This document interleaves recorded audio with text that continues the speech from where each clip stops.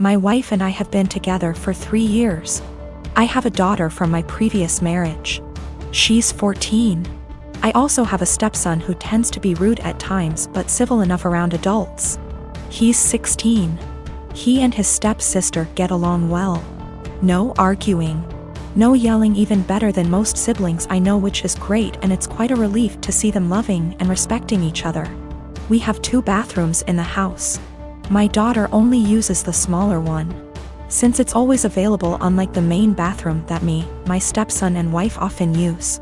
I've recently received some money and decided to renovate the small bathroom that my daughter uses, since she complained about things needing to be fixed.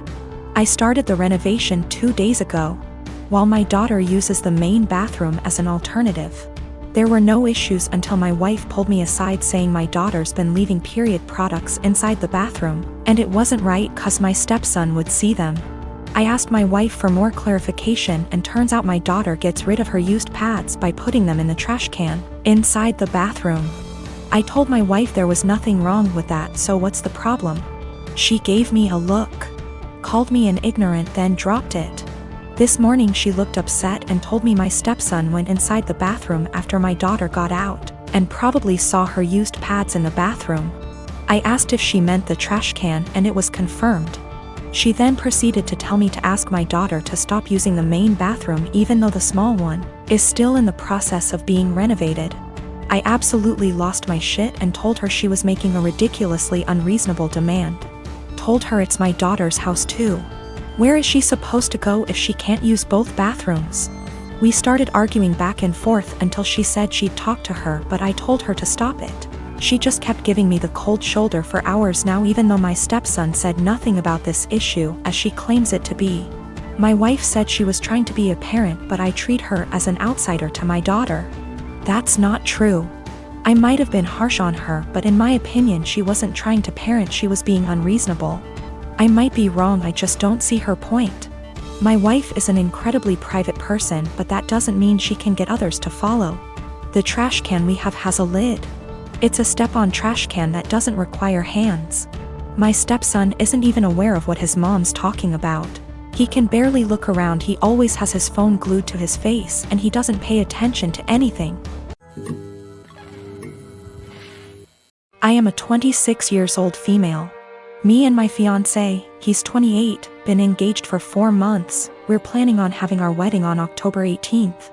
My future mother-in-law kept annoying me and sending me suggestions for choosing the right wedding dress, and said that she knew better and tried to get me to approve of wedding dresses that she chose. And when she couldn't enforce her decision, she demanded that I take her with me to buy my wedding dress so she could have an opinion. Before I went shopping, I called her to ask if she wanted to come, but started making excuses about how busy she was with my sister-in-law. I went shopping with my mom and I was able to find a really nice dress, although it cost me a little over what I saved up for. But it was worth it. I made some changes to it and it was perfect. It arrived to my apartment at the end of the week. I made sure it was stored in a safe place so it doesn't get ruined. Yesterday, I got back from my mom's house and found that my fiancé wasn't home, neither was the dress. I called him immediately, knowing that he must have taken it to show it to his mom, since she continuously asked to see it and refused to have me send her pictures of it on Facebook.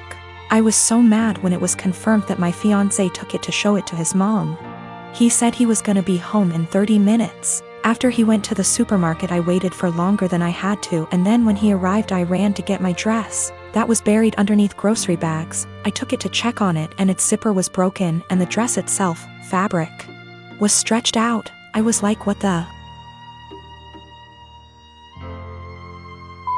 happened to it? My mother-in-law must have tried it on, because it looked ruined. The straps were almost loose. I had to call my mother-in-law when my fiancé told me his mom and sister took turns to try it on. I was absolutely livid. She told me she did nothing wrong and that I was making a big deal out of it. She said she'd get a replacement for the broken zipper. But I told her to pay for a new dress since it was stretched out and no longer fitting. She refused and said that I probably wasn't happy with my dress choice and wanted her to pay so I could get a new one. I yelled at her for trying it on and ruining it. That she and my fiancé were responsible for ruining my dress, so they should pay for a new one. It's done, no longer fitting.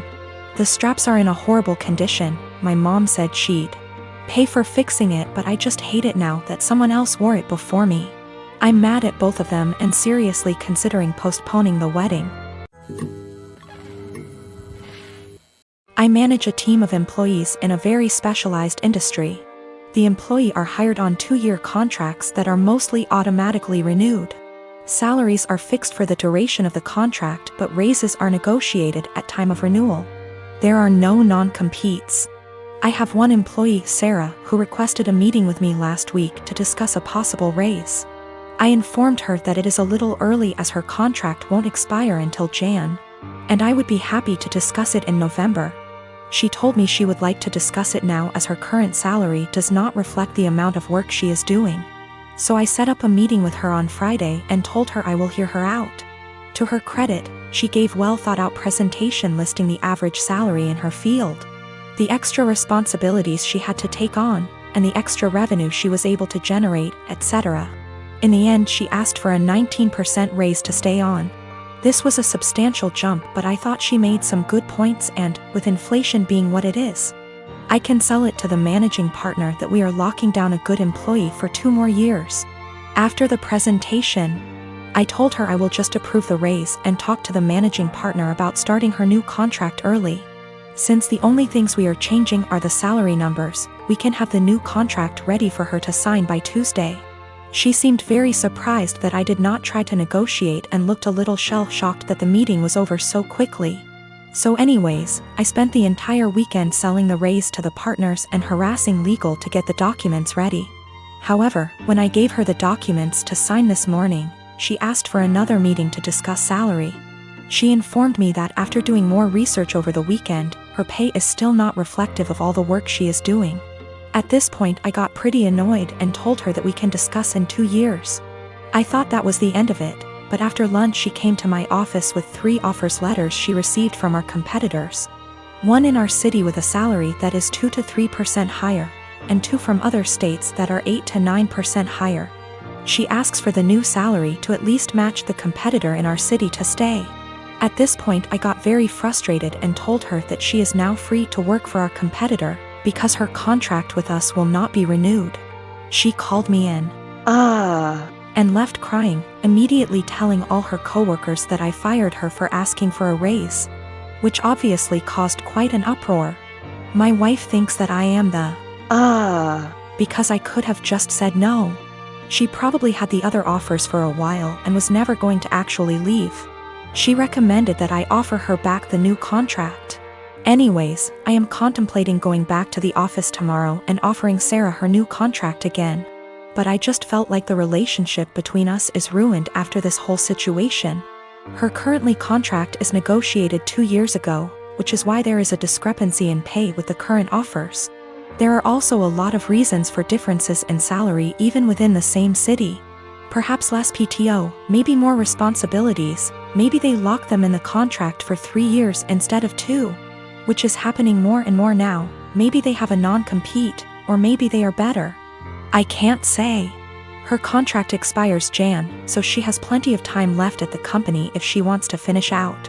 Sarah is WFH today, so I sent her an email apologizing for overreacting yesterday, and informing her that she is an important member of our team and that I worked really hard to get her the raise she initially requested. The new offer still stands provided she return the signed contract to me today before 5 p.m. I would be happy to execute it immediately and get her sorted out before the next payment period. She emailed back also apologizing for her reaction yesterday and said that she enjoyed working here and feels like she really has an opportunity to grow. But she then ended the email asking if I would still be willing to reconsider upping the offer to match her other offer. At this point, I just can't even anymore. I basically ignored her email, and at 5:01 p.m. with no signed contract from her, I sent an email to the managing partner I was talking to all weekend. Hope this email finds you well. I am writing to inform you that Sarah has elected to decline the new contract as it is written. She has informed me that she received an offer from our competitor with a salary of XXX. I have attached a scanned document of the offer letter with this email for your convenience.